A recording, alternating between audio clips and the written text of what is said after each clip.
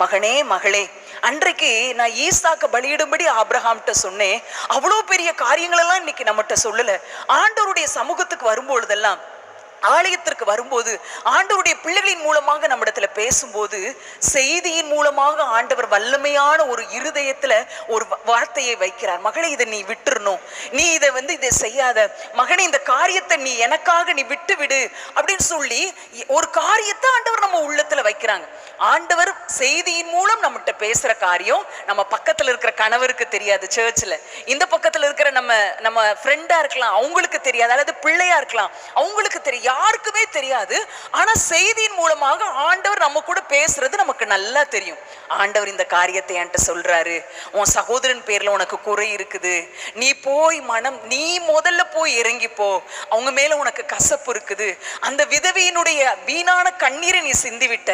அப்படி ஆண்டவர் ஏதோ ஒரு காரியத்தை குறிப்பாய் ஆண்டவருடைய வார்த்தையை நம்மகிட்ட சொல்லுவாரு. ஆனா பக்கத்துல இருக்கிற யாருக்கும் அது தெரியாது. நம்ம நினைப்போம் இது வார்த்தை எனக்கு தான், இது ஆண்டவர் என் கூட தான் பேசுறாரு, நமக்கு நல்லா தெரியும்.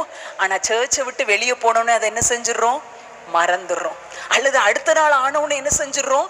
மறந்துடுறோம்.